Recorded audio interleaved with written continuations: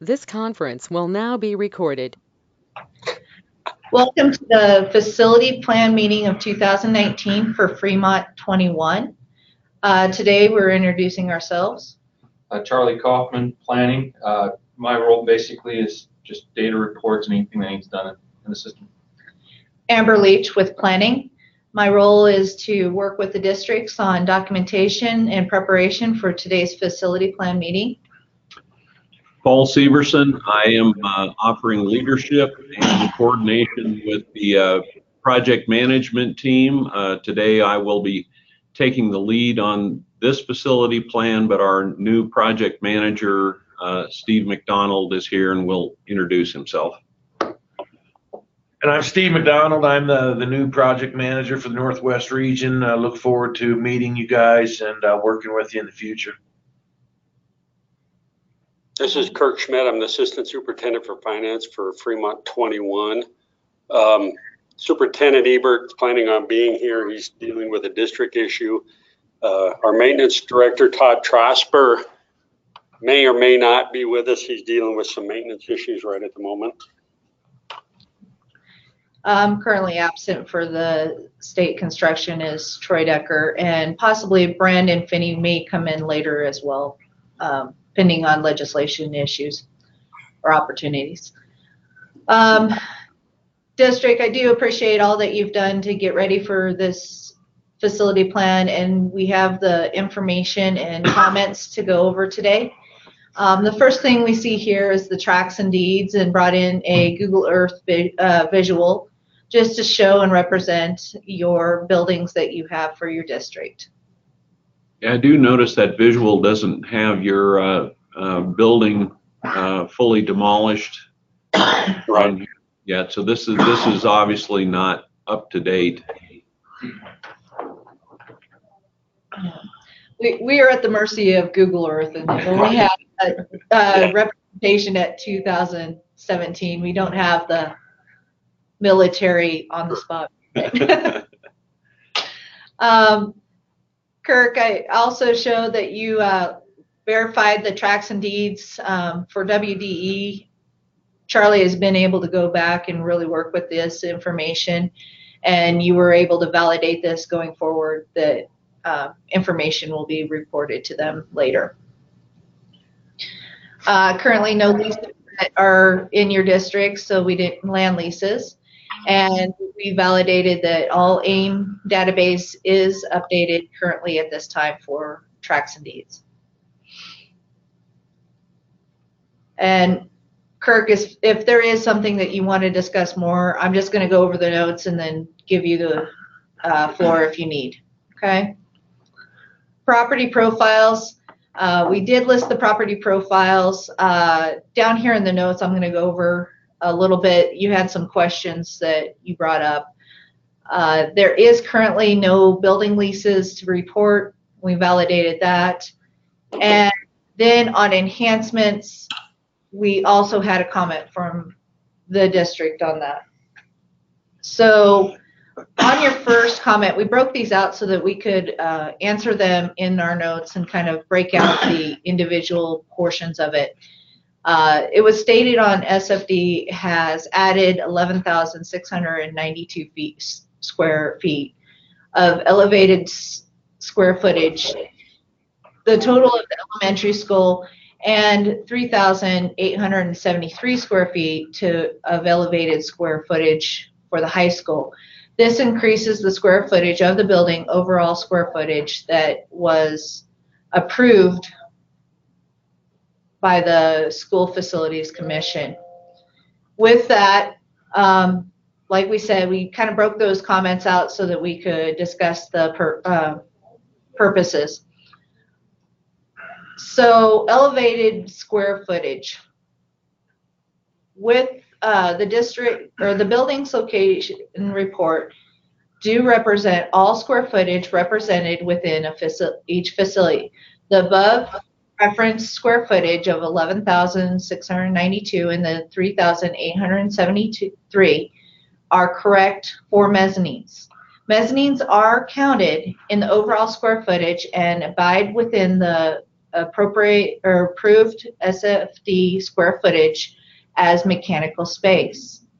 And then we brought in the SFD rules and regulations on section 2 calculation, section F, mechanical space.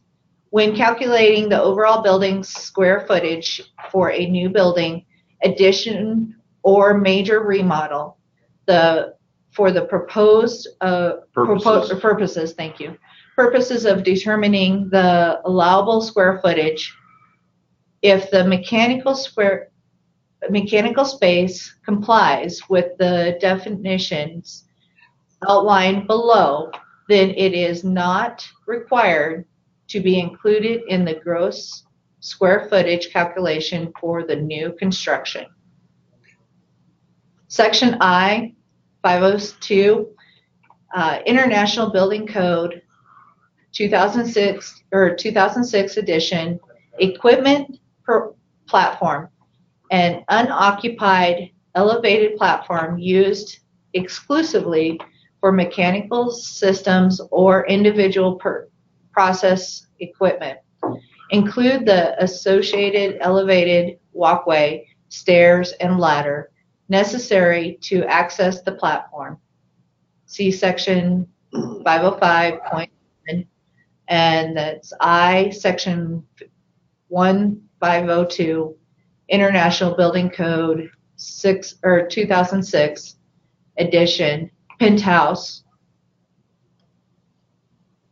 and enclosed Unenclosed. or unenclosed. No, and enclosed, you're right. An enclosed, unoccupied structure above the roof of the building other than a tank, tower, spire, dome, cupola, or bulkhead, occupying not more than 1/3 of the roof's area.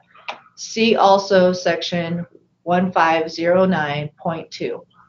Okay, So hang on. Well, yeah, Okay. Let me ask you, number Okay. I. Okay, go back up. It says, if mechanical space complies with the definition outlined below, then it is not required to be included in the gross square footage calculation. Okay. Equipment platform, an unoccupied elevated platform, which these aren't platforms, are they? I don't know what the definition of a platform is.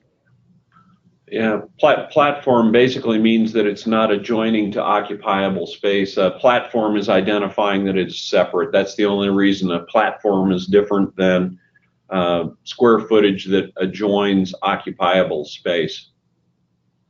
Okay, so then a penthouse, an enclosed unoccupied structure above the roof of the building. How are you defining above the roof? Is the roof defined, is that like classroom space? How is that defined? Yeah, it's supposed to be the roof of the space that the penthouse is serving. In the case of your facility, I believe it's actually below the roof of the high space, but above the roof of the classrooms. Is that not correct? No, it is. If you took that off, it would be, you would just have an open roof to the outside. Okay. On both the high school and the elementary. See, let me tell you a couple things. Okay, first of all, when this came up 2 years ago, this is a change, because I can tell you that the buildings we built in Lander weren't treated this way. So all of a sudden, 2 years ago, when this got changed, I'm going, okay, wait a minute, what changed? Right. I mean, that kind of caught me off guard. Now, the one thing I didn't like is there was a comment that came out of your agency that we cheated the system and built a building larger than we were allowed. And I'm going, whoa, wait a minute. How do you come up with that? Well, all of a sudden, that's when this came into play. I go, wait a minute. Because when you add the square footage, it is above, like I said in my comment, it was over what was approved by the school facility commission as to the size of our school district. So, I mean, if somebody came in from the outside and didn't know anything about it, if they looked at the record, they'd say, okay, here's what was approved. Well, here's what was built. Well, why were you allowed in like the elementary? Why did you build 11,000 square feet more than you were allowed? Okay. Yeah. Okay. Now, the one thing that's going to bite somebody at some point, adding this square footage, if this is applying to every school in the state now, Mm-hmm. if you're going back and applying this to all the schools that have been built over time, you're going to increase, you could potentially increase the load, in the funding formula, because the funding formula funds allowable square footage for routine maintenance. If in our case, it doesn't affect us in the funding model because what's allowed, our square footage is over the allowable. So that additional square footage doesn't matter. But in a district where they're right at that space, they're going to be funded over and above what's been funded in the past in the funding model. The second thing, isn't this also going to add square footage to the major maintenance calculation when you start adding square footage like this? And that's going to put more of a load on the major maintenance portion of it, which it was in the past has never happened. This is a change. And I've never understood it. I mean, I didn't like being accused of building too big of a building. That is what really got my attention to start with. And then I start going back and you're reading those definitions. I'm going, okay, I guess I don't understand how it applies. Okay. And Paul, if that's the way it is, that's the way it is. But I just want in here that we have a concern. Okay. Right. I don't want somebody to say, well, we got some special deal, or somebody looked the other way when we were building too big of a building. Yeah. I don't need that trouble. Yeah. I appreciate your notes there, Kirk, and I understand what you're saying, and I think you're valid in identifying your concern. Are you okay with your notes just living as they are? Because at this point, I can't see that I can recommend any specific change, but I think that your argument has some validity, and I do think it deserves being noted as you put it. And that's fine, Paul. I just want it in there that says, hey, we understand. Okay, everybody needs to understand that we built what we needed to build. Okay, and we didn't go over what we were allowed. Right. And because that never came up. That square footage never came up in any of the value engineering. It never came up in anything. Right. I concur with you on that. I think what you said, I think, is important. It's not affecting what you get available to you in funding, but I think the note is still valid to stay as it is. If at some point in the future it does become an issue, you consistently are identifying it. So I agree with the approach you're taking, Kirk. Okay. Now let me just the enhancement thing. The last comment. Yeah. I mean, I don't know how much you're aware of how this district. I mean, the board tried to blame school facilities when they decided to become a unified district. I mean, before it was a unified district, it was a charter school. Well, the elementary school was up for replacement. Well, when the district decided to become unified, school facility department, and rightly so, said, whoa, okay, we aren't going to do anything with the elementary until you know what's happening. Okay, well, that comment about the enhancement was done way before the planning for what we ended up with. Okay. If somebody read what these enhancement notes, they'd go, well, where is this one? What does this one have to do? Well, the other ones supersede this last one. And I think it's confusing to someone who was just an average reader. They would think that there were 3 enhancements. Well, no, the first one was based on before we were ending up with 2 schools. See, I mean, that's, and I brought that up before, and I'm going, wow, you know, if you want the record to reflect what happened, that doesn't reflect that. Okay.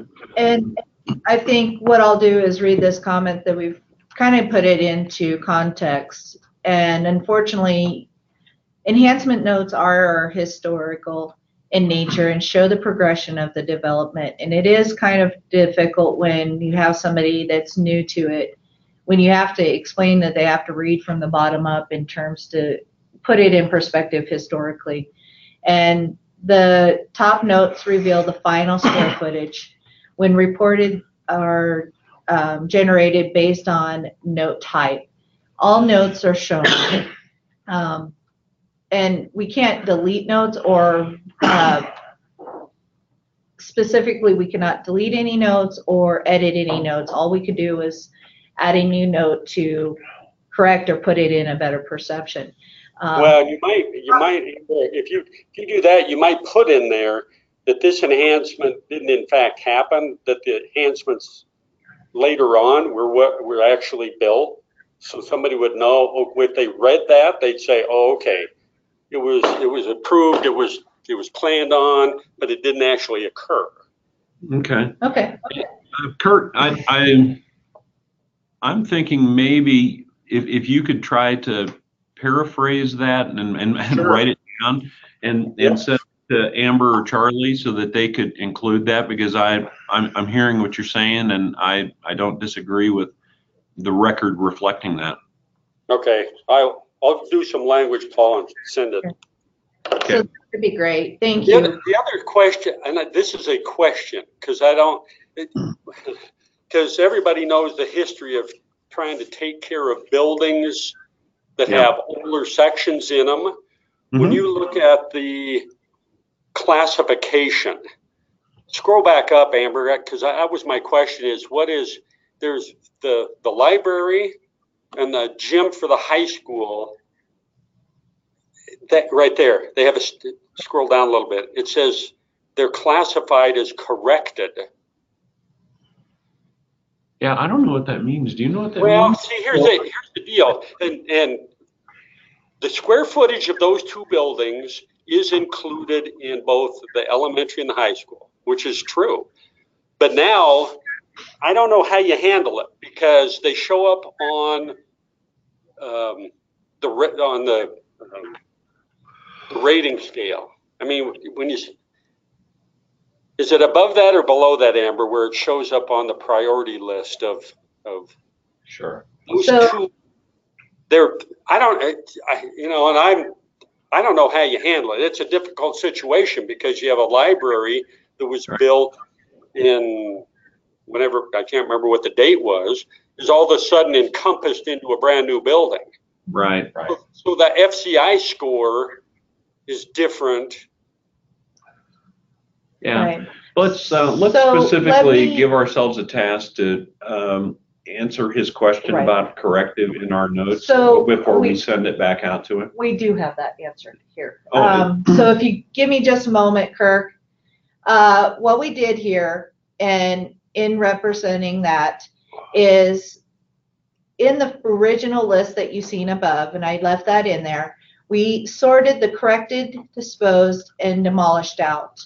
And Charlie's going to explain that just in a little more in depth. So I'll talk to you about what corrected means. So in our system, we can't delete anything out. So the 2 profiles that exist for the Sure. gym, for the library exist.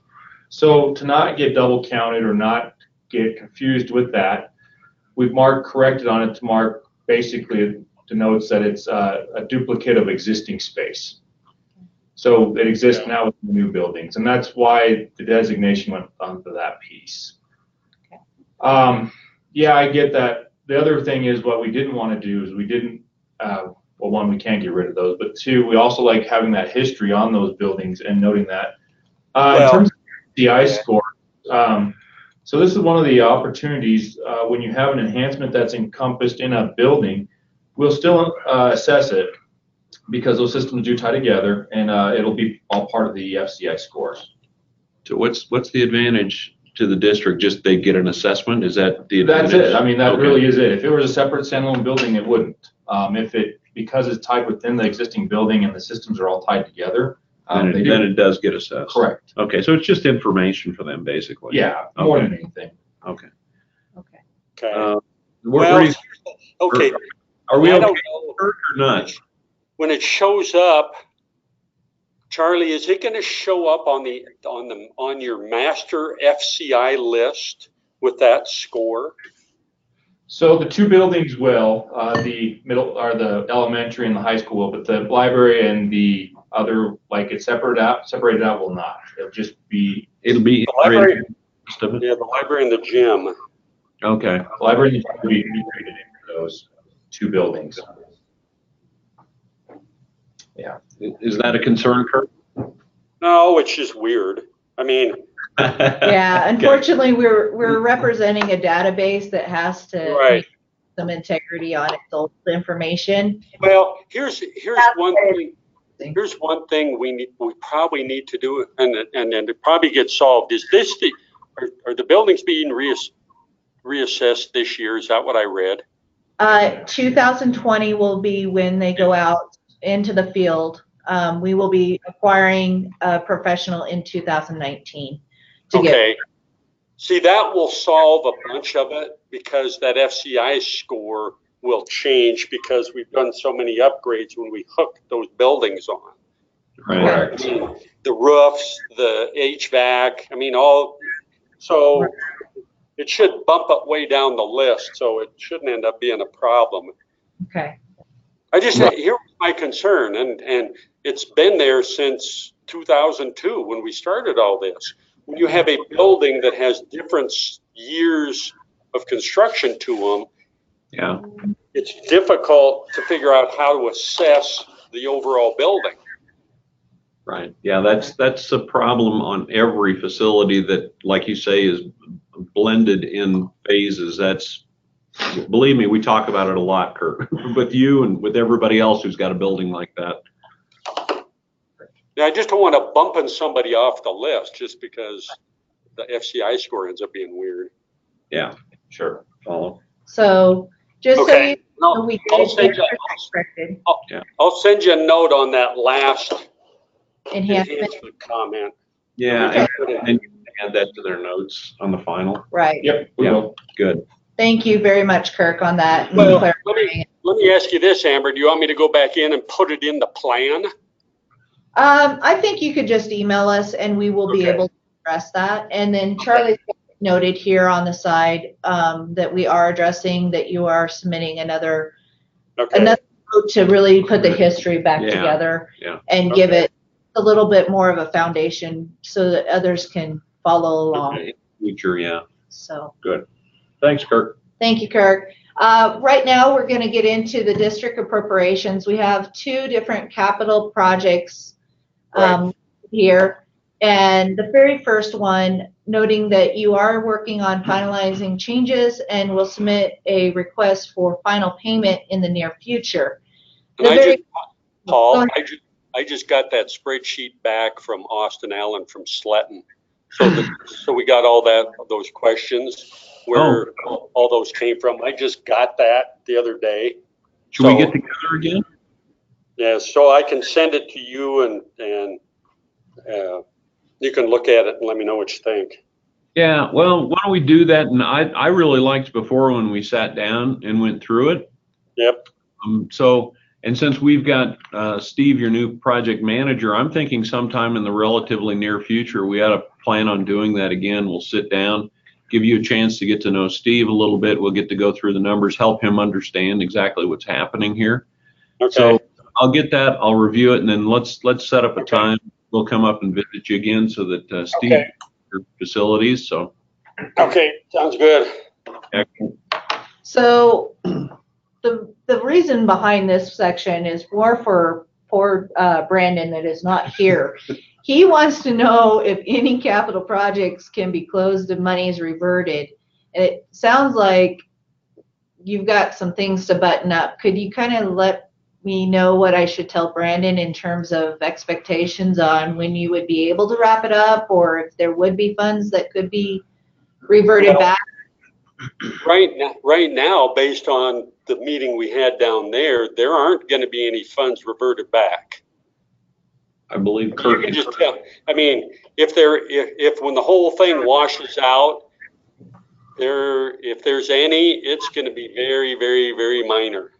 Okay. But I think the correct time to talk about that is next year after we've finished this processing. Wouldn't you agree, Kirk? Absolutely. Yep. So we're a year out before this will ever wrap up. Yeah. So Okay. Definitely put down that I believe Kirk is very close to accurate that the dollar amount will be very minimal. So if any. And so I don't think there's any reason to portend that, there's this big pot of money that's coming back, because I don't think that's true. Okay. Now, And that's tell Brandon, nice try. very well. I could pass that message on. No problems there. So thank you for that update on that information so that we know where you stand and what the district's dealing with at the current time. Sounds like there is still a lot of work to. Well, this project had some incredible issues that occurred, incredible storm issues, and despite that, we did not have to go outside the budget. So what was done here was actually very incredible, and I think it's just finishing it out correctly is important, and we just need to take the time to do it right. Okay, perfect. Yeah. Anything else you wanted to add to that, Kirk, other than I have to give Brandon a message? All right.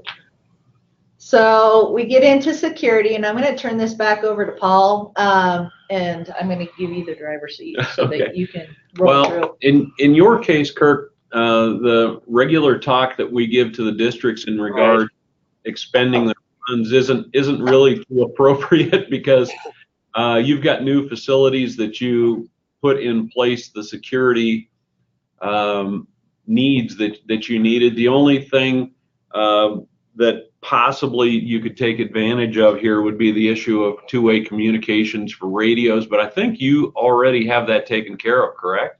That's correct. Yeah. So the regular talk about what, encouraging you to expend your funds, it just isn't a valid discussion with you. You had made the comments that you'd like to see these dollars reverted, essentially. Now the issue is, your thought was great. Let's get it so that other districts can use it, but we have been informed that since these were direct appropriations to you, the only thing we can do is revert them back to the legislature. We can't really allow them to go into the unanticipated for others to use. It's a great thought, but unfortunately it's just something that we can't achieve. Well, Brandon will be happy.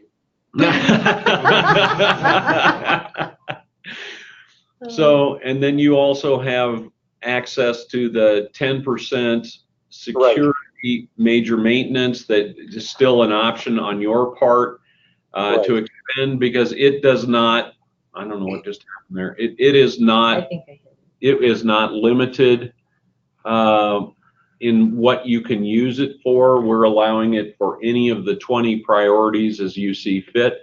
I think you have a good handle on whether or not you want to use those funds. Is there any other information in regard to that? I have a suspicion you're pretty up to date on what you can do with your funds. Yeah, no, we're good. I mean, everything's new, so we shouldn't end up having to replace anything. I mean, that the few things we had problems with were replaced under warranty anyway. So right. And then the fortunate thing that you received, you would have had that 7-year phase in, and the legislature obviously has provided full major maintenance, so you can start setting aside your funds as needed for future larger needs, which is what the intent of that whole program is in the first place. So if you don't spend it, save it for the days when you do need to spend it.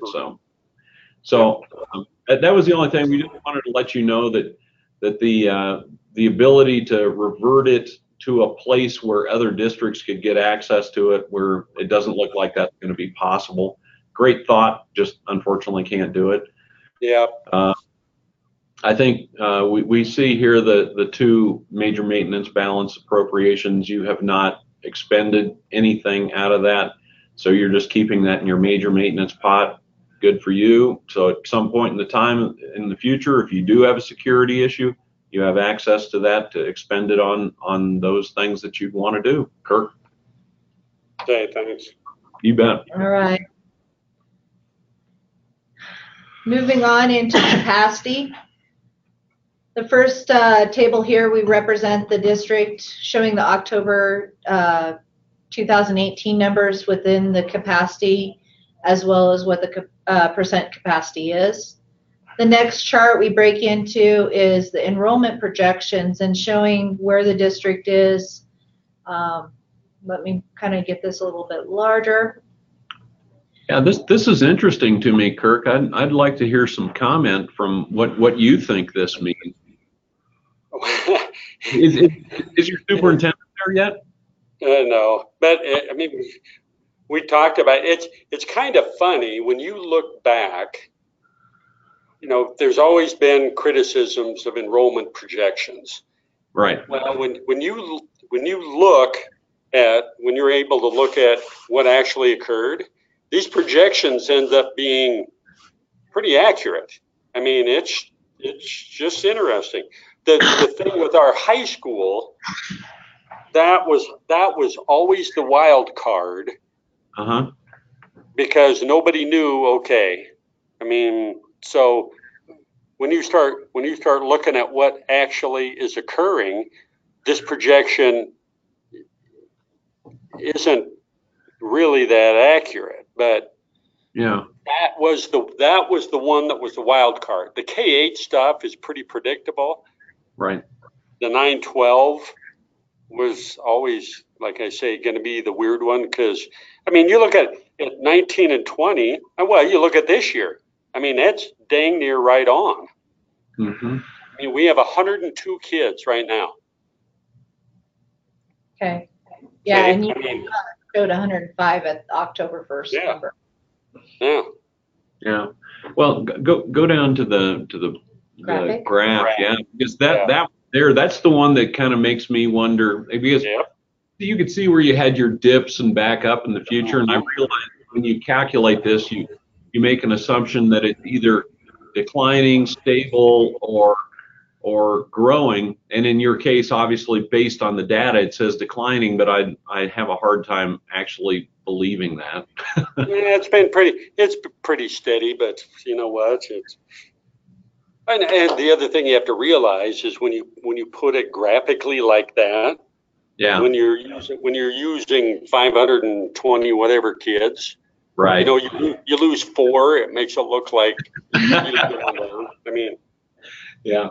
Yeah. So I just find your charts completely fascinating, because I know logic tells me that we're using the best data available to me, but I just know that it just doesn't seem right. well, here's what's funny, Paul, and I'll tell you what, this is one of those I told you so things. I was fortunate or unfortunate enough to be sitting on the commission when all that nonsense with Natrona County was going on. Right. And if you look at what the agency was presenting as far as enrollment projections Mm-hmm. for Natrona County, if you look at the numbers then versus what the district was trying to say they were going to have, Right. they were right. And now all of a sudden they have all that excess capacity. I mean, You're going, don't you hate it when you're right? Yeah, and your district, I'm guessing, is pretty much a product of birth rates, because I doubt that many people move in or many people move out. Is that correct or not correct? Yeah, no, you're right. That's correct. Like I say, the wild card ends up being people who take their kids to another district. But Right. What's surprising is and we've been tracking it the last 4 or 5 years, it's almost an even Steven kind of deal, because there are people that are taking their kids to another district, but we got people from another district bringing their kids here. Yeah. I mean, that's, you know. But you've got facilities obviously to handle Yep. if you have growth, and hopefully Yep. you plan them well enough that your ability to maintain funds you're going to have available, you should be good for quite a while. Yeah. Oh, yeah. You should never need any more space. Yeah. I mean, you look at the size of the building. Oof. I mean, Yeah. Right. Well, we do have a statewide list just showing representation across the Right. state. You're not on there, Kirk. Wow. So the statewide list just shows the high capacity as well as the medium and low and relevance to the rest of the state. No. And then you just said that you reviewed the information and the district currently has no questions. And we said that your facilities are adequate in space and for the student enrollment you currently have. The next thing that we get into is charter schools. And you currently do not have, the district has no charter schools as listed. We get into condition in the next portion of this facility plan. And we brought in some graphics explaining that. And we break down not only, but the statewide list, at least through 0.32, and showing just the educational buildings here. And then as well as the non-educational buildings, our support education or support buildings. And again, we represented them at least through 3.2 to show that. And we move right on into your actual buildings. And that's what he was talking about earlier. Is, and yeah, so those will change when we get the new assessments out in 2020. It'll just be the two buildings, your high school and your elementary school. Yeah. And then the new assessment on the brand new building will be represented in here in its entirety. Yeah. Now, Kirk, you've got a little bit of a unique situation here, since you've got essentially, except for these pieces, you know, that you reused, you've got new facilities. How do you make your decisions on major maintenance and the long-term planning of setting aside funds? Because most districts don't ever have the opportunity you're in right now. How do you do that? Is it something you do with your board? Is that something you're doing at a when we sit down, when we talk about what we're doing with major maintenance money, right now, going forward, the biggest part of it is we have so much asphalt around the building and it's used. We need to make sure that we keep on top of that more than I think people do, because we have an advantage. Okay, the major systems in the building. Okay, let's talk about HVAC and roofs. Okay, we're going to take care of them just on a routine basis, and when you stay on top of those, long term they take care of themselves. Outside, I mean, that's where most of the emphasis is probably going to be, because you can't slurry seal roads very cheaply.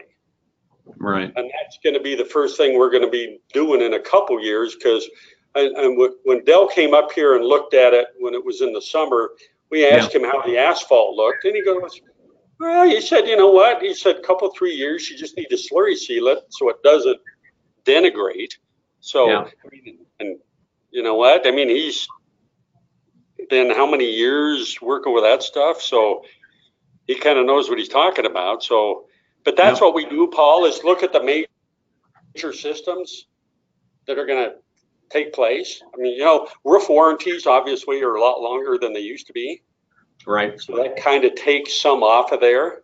You know, sometimes you get into deductibles, but, you know, knock on wood, man, we had a couple leaks within the warranty period, but not much. HVAC, we're just getting a handle on controlling it more than anything. That's where it's been kind of weird, is because there's a huge difference between the theoretical with the mechanical engineers set everything how it should operate, but now we're out of the warranty period. we can set it how it needs to operate the building to make sure everybody's comfortable.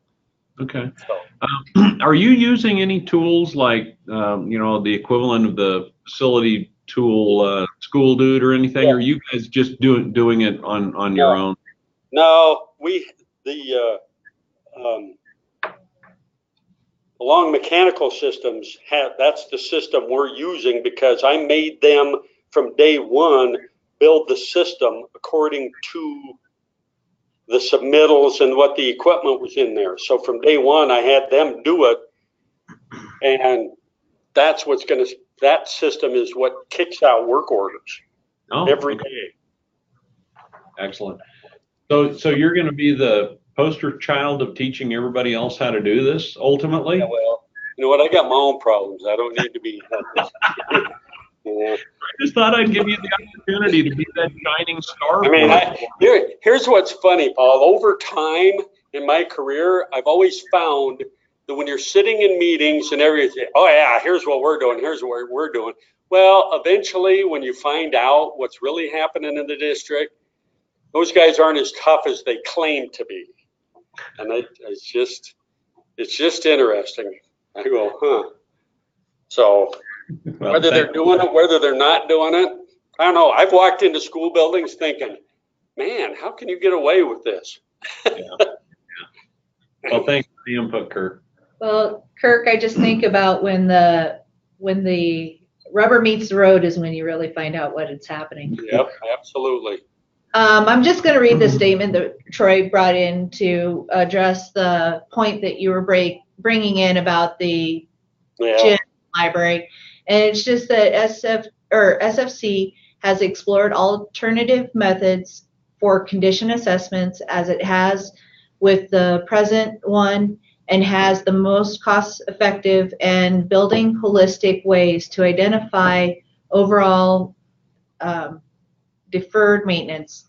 The methodology includes old and new construction when districts choose to connect the two.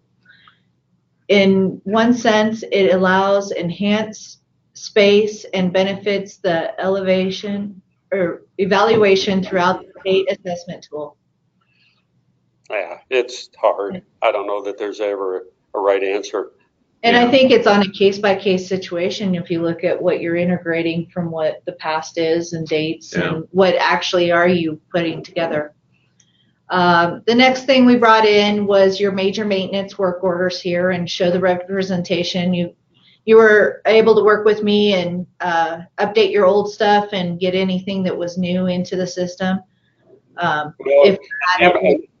Amber, what you said earlier, the stuff that's work in progress, okay, the work is done, but like you said, we didn't make the payments until this fiscal year. That's the only reason they're still in progress and open. Right, and that's just the process and the snapshot in time that we're in. So, thank you for clarifying that. The next thing that we brought in was actually the balance of your 680 back in 2018. This shows and represents the payment. It also shows your ending balance, your total expenses that you had. If you had an 8%, this would also be represented. It shows your 10% enhancement ending balance as well as your 10% security balance. You're in good shape at the moment. Yeah. Right. The next two tables you'll see, one was just representing the overall district view of major maintenance categories to expense. And then the next table just breaks it down by building, by major maintenance category, and then expense as well. Yeah, and I think you're right, Kirk. You're probably in the near future keeping those pavements in good shape are going to probably be your primary task, I would guess. Yeah. See, here's the thing, Paul, and you've sat through and listened to school districts saying they don't have enough major maintenance money. And I sit there and I go, you only have capacity to do so much construction in the summer, because that's what major maintenance is. Okay, you're not going to do a 2-year renovation on a building. Right. And so that's why I just think okay, whether I was here and when I was in Lander, I had the same question. I thought, okay, I can only do so much in a year, in a summer.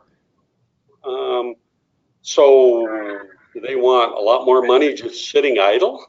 I don't get it. Well, and Charlie's going to be talking a little bit about a change that I assume you'll be tracking here in regard to how you get your major maintenance payment. Yeah, that's just laughable. I mean, whatever. That's legislators.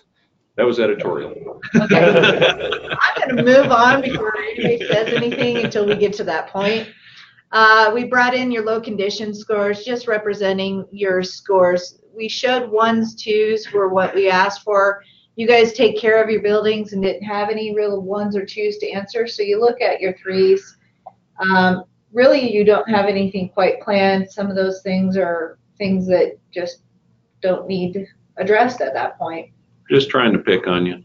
No, I mean, it's the assessment. It's how the system works. Yeah. Right. And right here, this just kind of helps us when a legislator does approach us and ask us if districts are addressing their low condition scores and how are they addressing them and what are they doing. This is a great tool for us to pull up and be able to answer those questions when that arises. And we love to show it to them to show that you guys generally are doing a great job. Okay. Sure. So the next section, we just talked about that assessment that we did visit about earlier. We are required by state statute every 4 years to go out, and the last full assessment was in 2016. And we will go out in 2020 and complete a new assessment and measurements. With that, we will procure a professional services. We'll do some training back in about April of 2020, and they will be out that summer through possibly October doing assessments and measurements and validating that information with districts so that we can go forward. And you walk with the assessors, don't you, when they're out, Kirk? Sometimes. I mean, the last guy was here. I mean, he smoked right through it. I mean, he didn't. I asked him. He goes, "Well," he said, "if I have any questions, I'll come get you." I mean, I gave him an ID and a master key and said, "Okay." I mean, because it's a new building, so Yeah. there wasn't that much. Right. The next thing we represented here was component projects. In September, component projects were due. Districts were able to submit their projects. In November, a committee was able to rank those projects. This is still pending commission consideration, and this is a nice topic for other districts to see what is being submitted from others and get them to understand some opportunities for themselves as well. With that, as soon as commission consideration is done, this will be presented to legislation to determine the funds that will be able to know how far down the list we will be able to work on components. And that's going to next year's session, not this year's. Right. So much stuff. We just wrote down here a quick note is district is maintaining facilities with major maintenance funds. And that was to refer to the above. Now I'm going to turn it over to Charlie to visit about the legislative session review, and this is the bills that we are currently tracking. Okay. So basically, Kirk, I know you guys follow up on this. This is just a quick review of what we are following as well. House Bill 8, your major maintenance multiplier, just will increase the CRV from 2 to 2.5%. And this is beginning 2023, and it'll increase the major maintenance in fiscal year 2023 by $20 million, and then $600,000 each year after. So more money coming to your district if that passes through. Basically, Public Works and Contracts, House Bill 52 is saying that architects are having to write specifications for projects that are available from Wyoming resident suppliers. And here's what's interesting about that. Okay, I mean, everybody in the world knows where that's coming from. Yep. And I find it interesting. They say there's no fiscal note on there. And I'm going, huh. And I'll give you an example for schools. okay, we can buy furniture direct from Verco. Okay, so there is no markup. Okay, and what this is doing is basically saying that, and when you read it, you have to work pretty hard to be able to buy products directly from a manufacturer or from other places. So if this goes through, it's going to increase the cost of FF&E, not just for schools, but for every agency in the state significantly. I mean, it's a bad piece of legislation, and they better be ready to appropriate. They're going to have to adjust the FF&E budget in all the projects for schools, because if you've got two vendors in the state, then these are the two that are doing this. I mean, Ray Peterson isn't in the legislature anymore, but don't kid yourself, he's in the middle of this along with Bunkie. So, I mean, I'll be anxious to watch when this moves. If this passes the House and goes over to the Senate, you're going to hear a lot more against this bill. I mean, this thing is just wrong. Yep. Okay. We'll leave our comments there. Yeah. Well, you guys can't lobby. I get that. I mean, but but here's the thing. Here's what I don't understand. I mean, LSO in their infinite wisdom says there's no fiscal impact. Well, that's not true. So I guess I don't understand where they're thinking. That's a fair point. I'm looking forward to your running for office. Well, I got in the middle of Ray Peterson the last time they did this. I don't need it. Okay, House Bill 65, really quick, when we were combined as a department for the state construction department, they tasked us with getting the procurement all standardized. This is an effort to do that, looking to making sure the bonding goes up to 50,000. Any procurement would also be done at, the public procurement would be done at 50,000.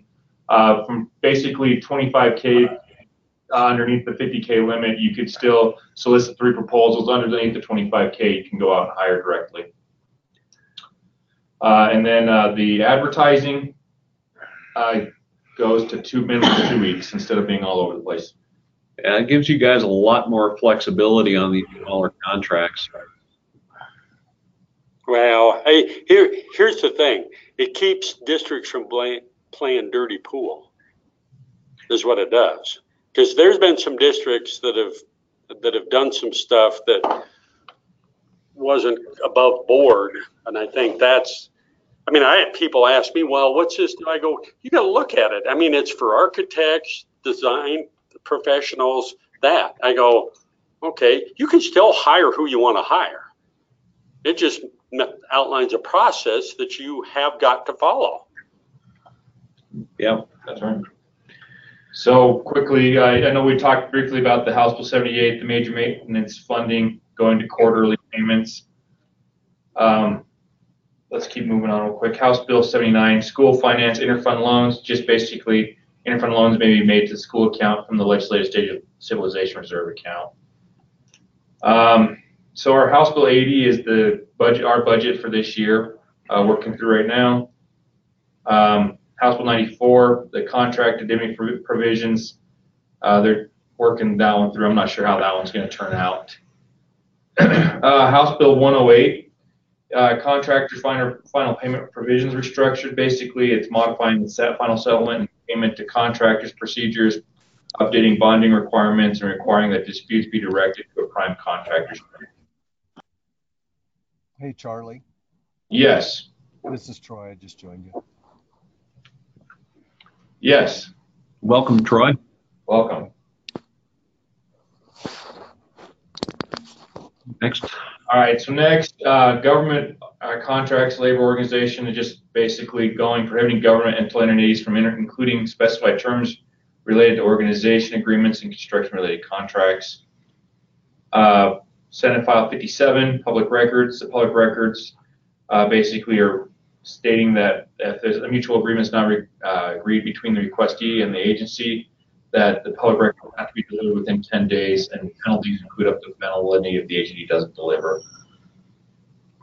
Senate File 64, so the WDE in consultation with the Homeland Security AG's office, State Fire Marshal, and the SED will create model school safety and security guidelines. So Kirk, I imagine this would supersede the current security guidelines that we have when it is completed. Yeah, see, the state fire marshal's office, they do some weird stuff that I don't understand. Yeah, well, they've got a vote here, obviously, if it passes. It passes. And then last Right. but as a professional service procurement, making it a requirement that resident firms for architect and engineers have to have a physical office in Wyoming, and 50% of the contract shall be done with staff or contractors employed in Wyoming. They can't have a phone in the middle of the office, and that's how it's staffed. That's not our understanding. All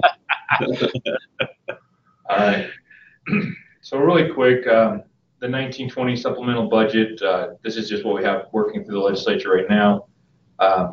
The satellite high school, the alt school in Sheridan 2, the reappropriations for the Shawnee Modular and Converse 1, additional lease payments for the Montessori Charter School, unanticipated dollars. The security projects we talked about a little bit more. We're getting another $0.95 million. We're looking at it, and then an increase to major maintenance of $1 million, and then the past charter school here in Laramie 1, the lease payments for that. And I'm thinking that there's a chance that you might get part of that 4.9 million if there's still any elements that still remain, because the next one would involve, no, this one's still on educational facilities. No, I take that back. You probably will not be included on that 4.9. Yeah. All right. So Listed here under biennium budget requests, SFC Rules and Regulations, Chapter 8, Section 3, Section F, at least biennially, a new prioritized needs index shall be developed by commission, and that the needs index shall be biased upon which legislatively funded remedies shall be determined. Calculations of the relative weights of the three scoring tools for purposes of the developing of the needs index shall be 50% weighted to facility condition, 35% weighted to facility capacity, and 15% weighted to educational suitability.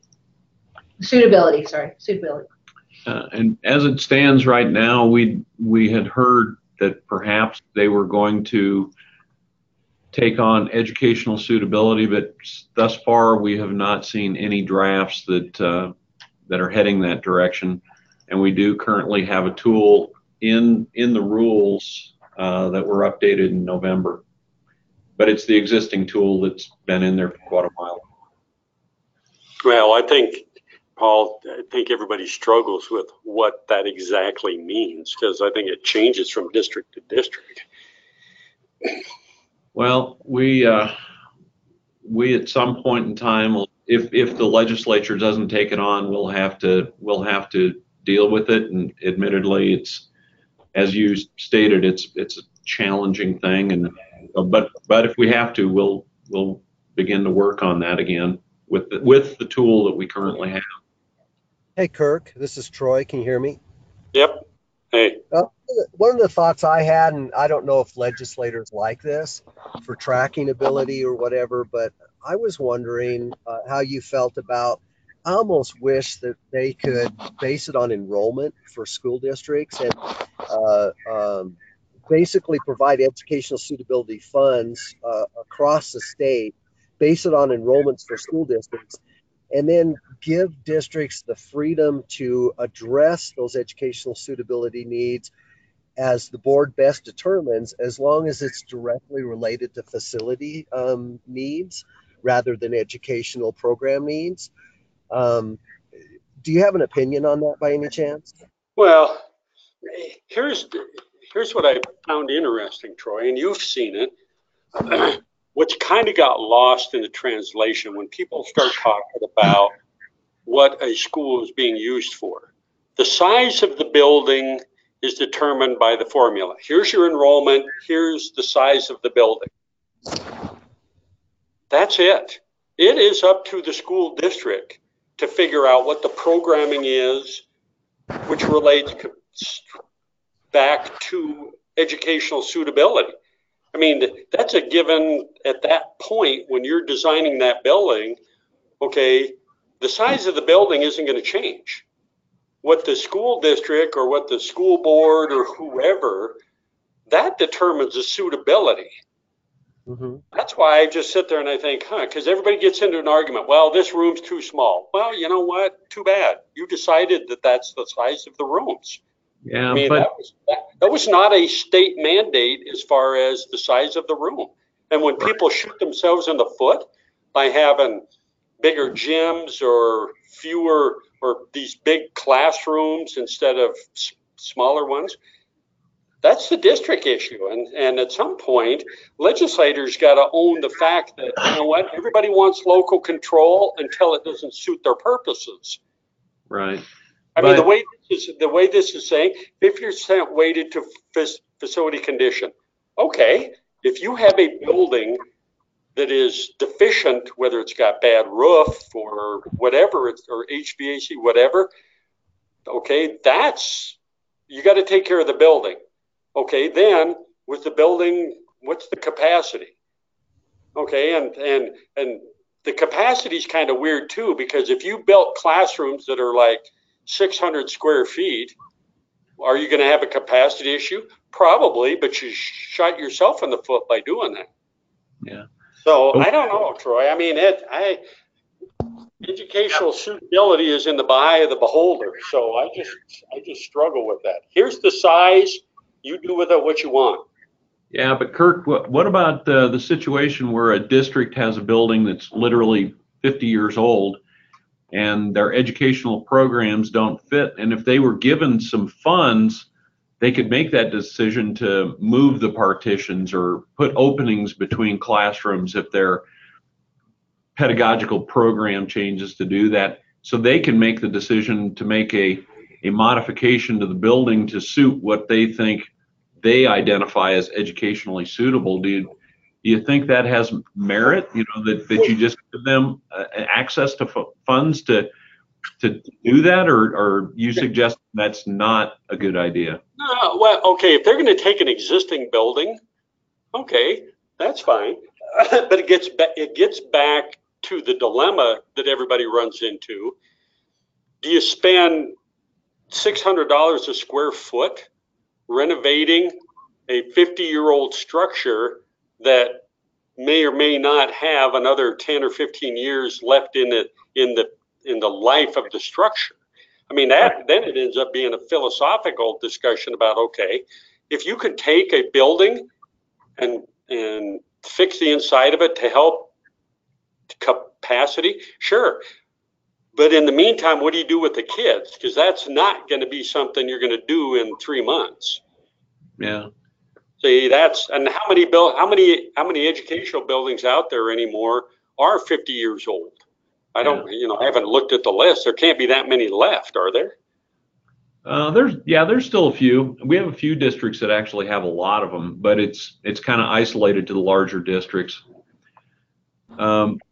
So am I correct in saying that you wouldn't support that? I'm kind of trying to read between the lines. But the problem is, from a logistic point of view, what do you do with the kids while you're trying to fix that building?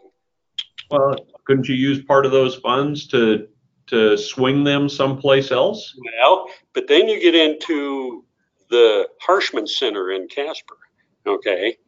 I mean, all of a sudden you got these monstrosities that cost a whole lot of money to build. I don't know. I mean, it's if you have buildings that you can shift people around, yeah, okay, that's fine. I mean, what we did in Lander, you couldn't have come up with a better scenario. I mean, we had physical buildings that we could move kids around while we built. Right. And actually, I mean, we got put off for 2 years because Bubba didn't like us for some reason. I mean, what we came up with was absolutely the perfect storm because we had facilities we could use. We had a bare site to build a brand new building on. Okay. And then we could start shuffling kids around. Yeah. Okay. If you have that ability, then it may be you save the cost of having to go buy new land, move, you do all that. You know, I don't know. Yeah. I think Well, I think common sense has left the building in many cases. I really don't. I think people get so caught up in the emotion of it that they don't take a step back and say, okay, let's think about this for a minute. yeah. Hey, Oh, I'm wondering if there's a halfway. I've really been struggling over this education suitability because you're right. Every district, every school board, every principal, every superintendent defines it differently within their circumstances.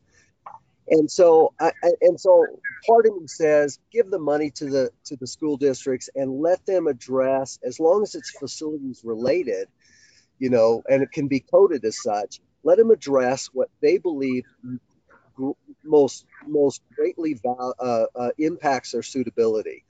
But then maybe there's but I don't want this rigid assessment that all of a sudden ranks things in such a way that you're bound to dealing with what the state thinks is educational suitability. I wonder if there's a midway point where you can develop a rubric, you can develop an assessment tool, and that assessment tool can be an informational and can empower a district to have better information holistically, but then gives them the freedom to address that however they decide is their greatest priority. What do you think a midway point on something like that? It allows the legislature to feel like they've got invested interest in it, and they've got a tool that empowers them to at least make it an equitable evaluation across the state, but without us prioritizing, rather letting the district prioritize within that list of educational suitability elements or something. What do you think about that? Well, yeah, but here's the problem. Nobody wants to own what they did. Okay, you look at is it the new middle school? Well, not new, but it's fairly new. Is it the middle school in Natronic in Casper that had the wide open concept to it that they were going to have all these great and wonderful programs, and now all of a sudden went right down the toilet? Was that what? Okay, that was their educational suitability. How are you going to score that building now for educational suitability because their experiment didn't work? Okay, kids didn't want to go there.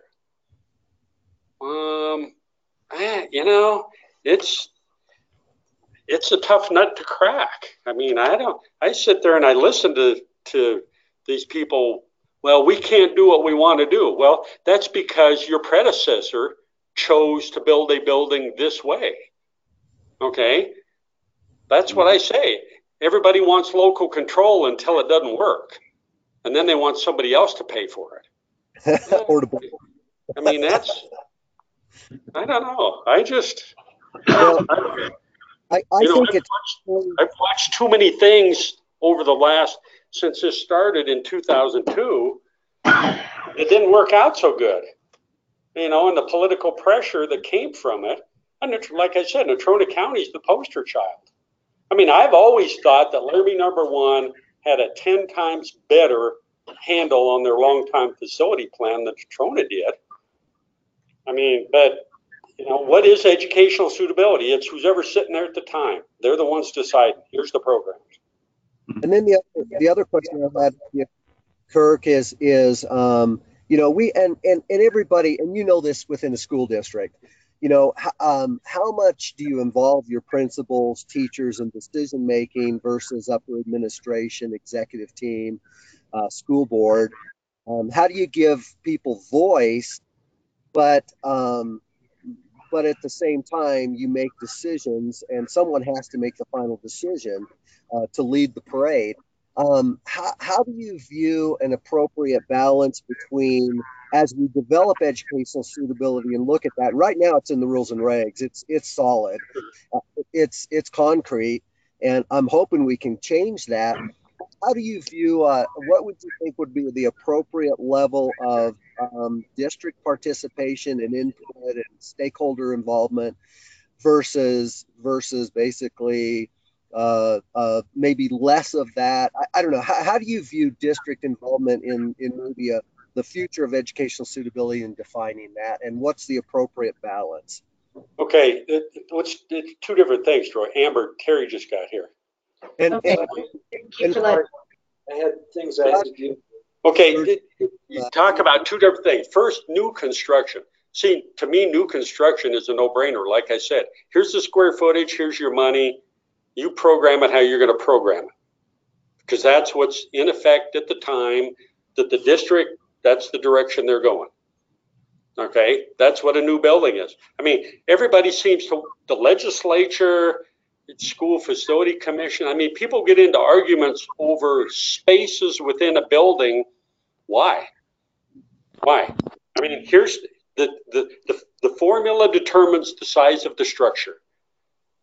And that's been the system that was developed and is in place, and I don't know that it's not working.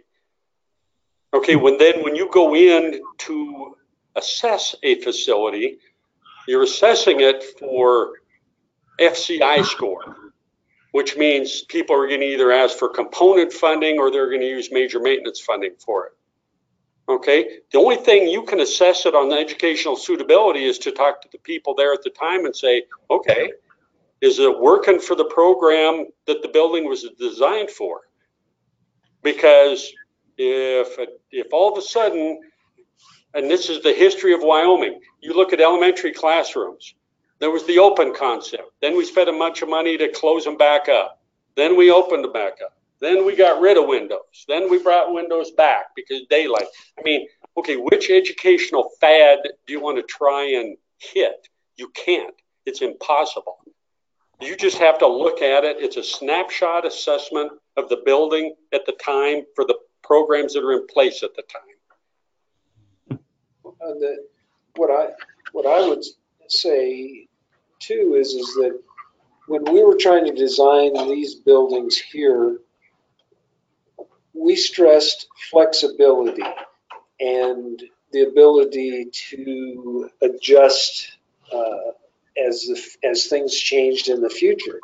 And I think that was the key thing that I was looking at, is that I don't know, as fast as technology changes, you know, what's going to be the thing 10, 15, 40, 50 years from now when these buildings are still going to be in place.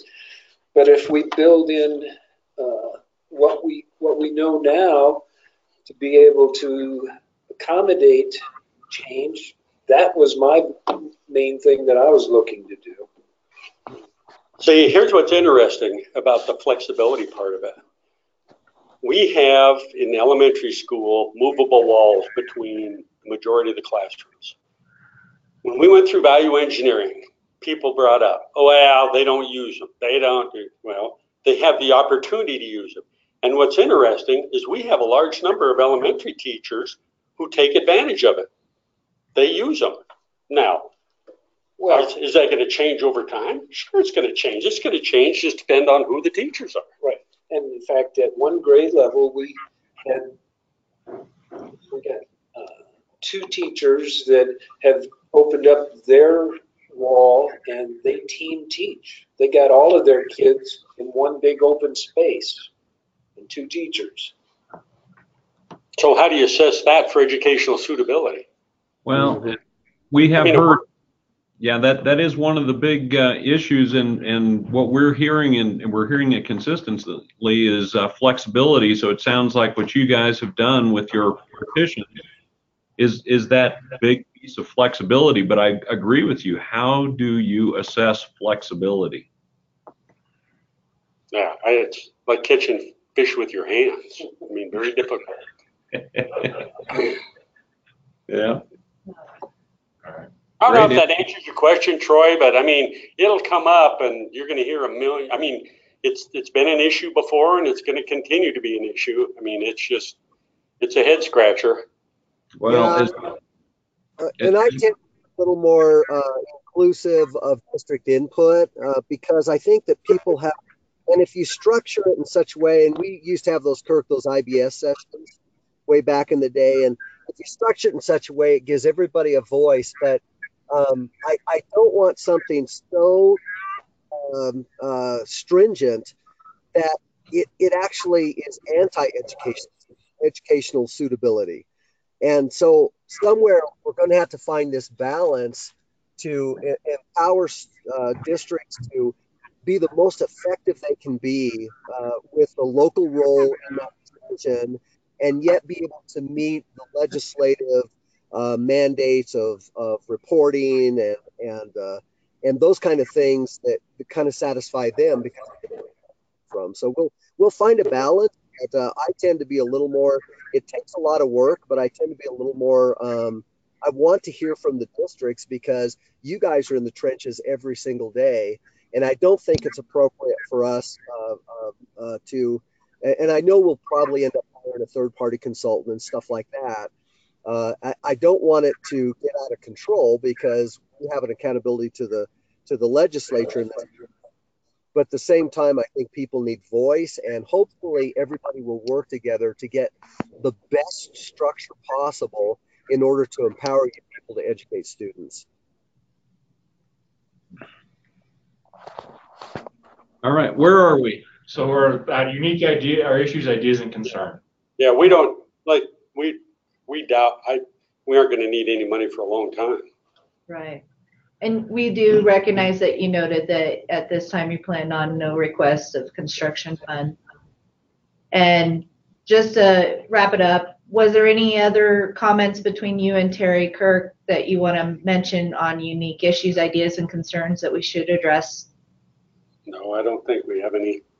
I mean, obviously, when you have new facilities, it's kind of a luxury, but it's kind of a pain too. You got the shakedown crews going. So do we have your permission in your notes section to put no additional comments in there? Yeah, when you're correct. Yeah. Thank you. Thank you. All right. Our notes. We can put that under our notes. Okay. Yeah. Troy, any last comments from you? Yeah, I apologize for getting in a little late. I like above there it says the district has no plans on requesting construction funds. I have the notes. We've put that. Yeah, the district is not requesting any capital construction items for the upcoming biennial budget. Okay. Then Kirk, I apologize for being late. I just got out of surgery, believe it or not. But I said I didn't think you could have multiple lobotomies, Troy, but evidently that's true. Hey, you know what? Each one, I'm actually getting smarter. But I will please finalize them and then send them off. And if you see anything you don't like, but I just kind of try to make sure that we're consistent from the facility plan, and make it specific to your needs and your issues. But we'll get that back to you as quick as we can. Yeah, we got everything cleared up. We're fine. All right. Well, thank you very much for your time and what you guys do for the district and the students of the state. And any other further questions from staff? I just encourage superintendent to go back and listen to what we had discussed. It'll be posted on YouTube pretty quickly here. Okay. Thank you. Yeah. All right. Thank you, guys. Thank you. I'm going to go ahead and shut us down. Unless Kirk. Okay. I'll email you and Charlie that language, Amber. Perfect. Thank you. Thank you very much. All right. See ya. See you guys.